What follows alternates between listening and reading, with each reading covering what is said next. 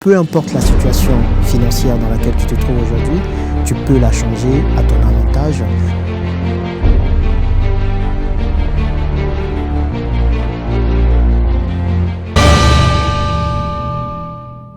Peu importe la situation financière dans laquelle tu te trouves aujourd'hui, tu peux la changer à ton avantage et atteindre tous les sommets que tu veux atteindre.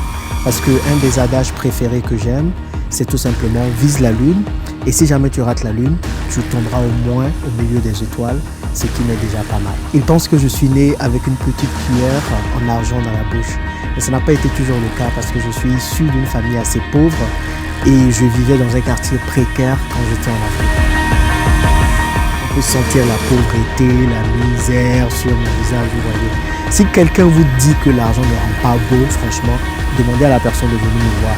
Parce que clairement, entre cette image et la version aujourd'hui, il y a une grande différence. Je suis le 9e d'une famille de 10 enfants de par mon père. Et je suis le premier de par ma mère parce que mon père a connu plusieurs femmes comme ça se passe beaucoup en Afrique. Et donc ma mère était une de ces femmes et elle a eu 2 enfants avec mon père.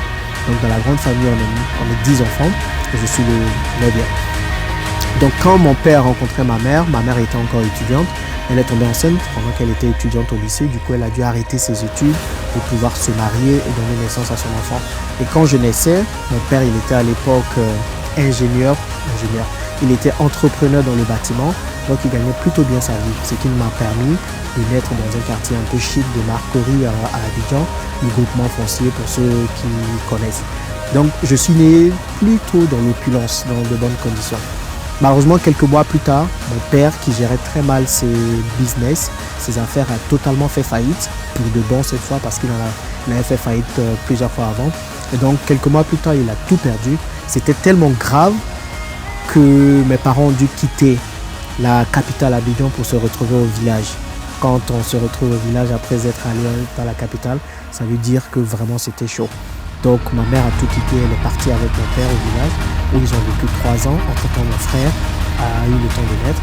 Et au bout des 3 ans, ma mère ne pouvait plus supporter, donc elle a décidé de revenir à Abidjan se chercher. Donc quand elle est venue, évidemment, comme elle n'avait pas le temps de terminer ses études, elle a eu un petit boulot. Elle était aide préscolaire dans une école française. Une aide préscolaire, c'est tout simplement quelqu'un qui aide les maîtresses à s'occuper des enfants. Donc elle gagnait à l'époque 150 000 francs CFA par mois, à peu près 225 € par mois. Donc quand on vivait au début à Abidjan, du coup quand ma mère est revenue, elle avait pris un 2 pièces, un appartement 2 pièces, une chambre salon comme on a tendance à le dire, dans lequel elle vivait avec mon frère et moi dans un début. Et ensuite mon père est venu quelques mois plus tard dans le même 2 pièces, ensuite tous mes frères et sœurs, et on s'est retrouvés dans cet appartement 12 personnes. 12 personnes, cela veut dire mon père, ma mère et mes 10 frères et sœurs ou bien les 10 enfants. Donc à chaque fois que je pars à Abidjan, je vais toujours regarder cet appartement, comme vous pouvez le voir dans la vidéo, tout simplement parce que ça me permet de savoir d'où je viens et de garder les pieds sur terre. Comment vous dire que c'était parfois difficile de dormir les soirs, la nuit, la journée, nous tous on était dehors, on jouait, on faisait plein d'autres choses. Et quand la nuit arrivait, on se couchait les uns sur les autres. Les parents dormaient dans la chambre et nous les enfants, du coup on se partageait le salon. Et 10 enfants dans un salon, c'était assez compliqué. Donc c'est dans ça que j'ai grandi. Et du coup j'avais l'habitude de voir ma mère parfois qui était la seule à travailler à l'époque. Mon père ne travaillait pas, il était nostalgique de ces moments glorieux d'entrepreneur et il avait du mal à se remettre sur pied. Du coup, il a sombré dans tout ce qui était paris mutuel sportif. Il dépensait beaucoup d'argent dedans parce qu'il voulait rapidement retrouver une vie rose, une vie bien. Donc c'était assez compliqué. Il était tout le temps à la maison, il ne travaillait pas, il ne voyait pas le besoin de travailler. Et c'est ma mère qui faisait tout. Avec son salaire de 150 000 francs CFA, 225 € par mois, elle s'occupait de toute la famille, mon père et les 10 enfants. Donc comment vous dire que c'était assez difficile. Et tout le temps, je voyais dans le regard de ma mère un regard de tristesse, un regard de ce n'est pas ce que j'ai prévu pour ma vie, ce n'est pas ce que j'ai prévu pour mes enfants. Et du coup, à chaque fois qu'elle voyait mon père, bien sûr, il y avait très peu d'admiration. Ce qu'elle voyait, c'était mais pourquoi tu me mets dans cette situation? Pourquoi tu me fais ça? Je ne peux pas te faire confiance. Donc c'était avec ce regard-là que moi j'ai grandi. Du coup, moi j'avais envie de devenir riche principalement pour aider ma mère. pour l'aider à sortir de la pauvreté. C'était l'un de mes objectifs. Et quand j'avais eu mon entrée en 6e, quand je partais au collège en quittant le primaire, ma mère m'a fait asseoir. Et elle m'a dit, tu sais Jean-Yves, voilà tout ce qu'il y a. Voilà notre situation. On vit dans ce quartier précaire, dans 2 chambres salon, dans une chambre salon. On est 12 personnes. C'est difficile. Je ne sais pas si ton père ou mère pourra te donner un meilleur avenir. Donc là, tu ne peux compter que sur toi seul pour avoir l'avenir que tu veux, pour avoir la vie que tu veux. J'avais 9 ans à l'époque.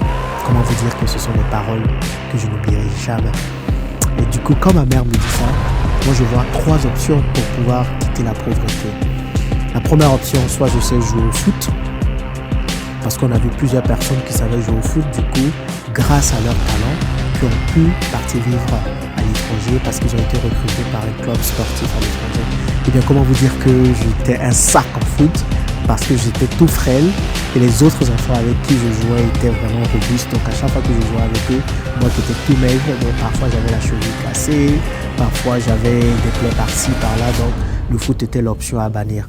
La deuxième option, c'était savoir chanter et danser.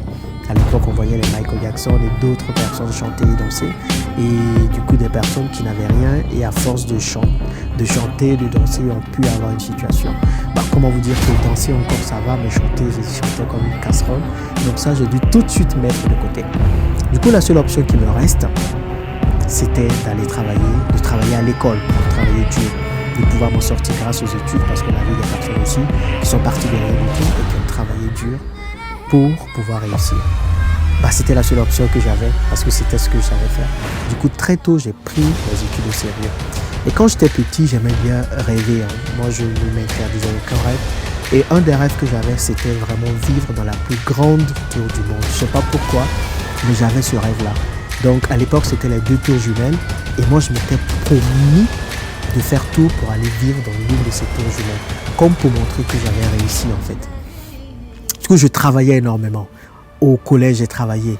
Je voulais toujours être premier de la classe. Quand je n'étais pas premier de la classe, je n'étais pas content. Au lycée également, je travaillais énormément. J'étais le genre d'élève qui s'asseyait toujours devant, sur le premier banc à l'école avec ses lunettes d'intello et qui vraiment prenait ses études au sérieux. Je m'en foutais de ce que mes amis pouvaient dire, de ce que les gens pouvaient dire. Jean-Yves, lui c'est le sang, non, lui il ne s'amuse pas, non, lui il ne fait que travailler. Donc je travaillais beaucoup. J'étais le genre d'enfant qui travaillait tellement que parfois ma mère était obligée de me dire, mais Jean, il va un peu t'amuser. Vous savez, quand on est jeune, parfois ce sont les parents qui nous demandent de venir étudier, mais pour moi c'était le contraire.